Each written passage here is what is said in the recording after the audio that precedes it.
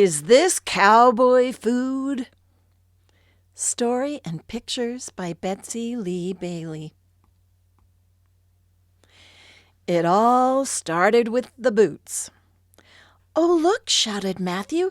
"These must be for me." The tall leather cowboy boots, red and shiny. The note said that Lee J outgrew them, and so he left them for Matthew to wear when he grows. "I'll try them right now. Oh, I'm sure that they'll fit. These boots are just right. They won't hurt me one bit." "Well, you need a hat," Michael said. "Here, have mine. It's too small for me, but should fit you just fine." Red boots and red hat, perfect fit, perfect size. These gifts were just great and were such a surprise. "Hey, y'all," called their mother. "I've rustled some grub. So how about some supper of burgers and subs?" "Coming," said Carol and Catherine and Mike, and Caitlin said, "I'm coming too," from her bike.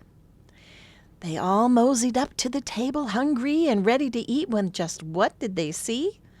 A scowling-faced cowboy approached cautiously. "Is this cowboy food?" he asked suspiciously. Sure, yeah, of course," Mom said, thinking quickly. "Every cowboy loves burgers," she smiled confidently. "Okay," Matthew answered, then relaxing his frown, he ate his whole plateful, each morsel he downed. Just then Dad announced that the family would go to the rodeo horse parade, also the show, to watch the tough cowboys all riding their steeds, and the fierce bucking broncos and other strange breeds. For Matthew, this outing was fortunate fun, so fun he decided to stun everyone by frankly announcing a cowboy he'd be. "Got boots and a hat, I just need a pony." So guess what was left 'neath the big Christmas tree? A brown and white fuzzy and plush stick pony. Matthew would gallop his frolicking steed through his house all that winter. He liked it indeed. "Well, pardner," Dad coaxed him, "come park that pony and join us for dinner. We've got spaghetti." "Is this cowboy food?" Matthew said with a frown. "Most certainly," Dad said as Matthew sat down. "Don't you know that some cowboys lived over the sea in a place that this dish comes from called Italy? That's why," added Michael, "we sometimes will see shows called spaghetti westerns we watch on TV." "He bought it," mouthed Daddy to Michael and winked. As Matt swirled spaghetti, Mike nodded and blinked. Inventing some plausible explanations when believed caused the family some sweet celebrations. Matthew's 3 sisters loved dressing up too, as princesses mostly, or anything new, with rainbows and sparkles and gemstones that shined. But deep in their dress-up box, what did they find? A brown leather vest with a gold sheriff's star, and a paisley bandana? Boy stuff. How bizarre. The sisters just tossed it out into the hall. "And get rid of this rope," Matthew heard Carolyn call. They may not have wanted the discarded stuff, but Matthew made use of it all, sure enough. The vest with the badge he put on with great care. Then he waved the bandana above him with flair. "May I tie that for you?" Mom asked gently. "Okay."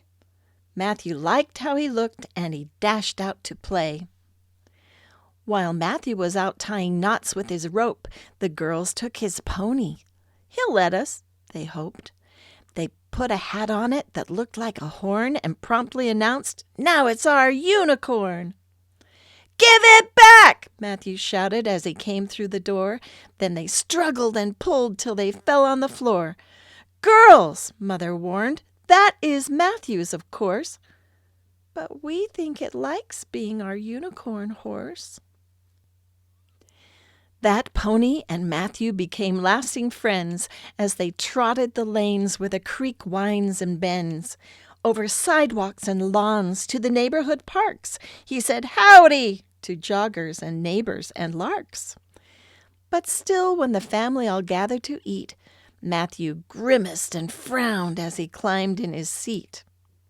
"Is this cowboy food?" he would constantly ask. Oh, the family had such an unenviable task of trying to urge and convince Matt each treat was true cowboy food. Only then would he eat. It went on like this for about a whole year. Every day, every meal, Matthew's family would hear, "Is this cowboy food?" Till it caused such distress that the family all shouted emphatically, "Yes!" And during that year, Matt became so attached to his one cowboy outfit that it had to be patched. From splashing in puddles and sliding through dirt, Matthew tore his blue shorts and his yellow T-shirt. Mom had to be sneaky when washing that suit, and Dad stayed up late cleaning Matt's muddy boots. The girls got so tired of Matt's cowboy stuff, they wanted to hide it 'cause they'd had enough. From his poor old stick pony to his faded brown vest, from his hat to his boots, Matt was truly a mess. "Is this cowboy food?" was still all they would hear. Mike wanted this problem to just disappear. And then in the mail came a green invitation. The message inside it caused Matt some elation. And later, when they had all sat down to dine, out Matthew came dressed up and looking so fine.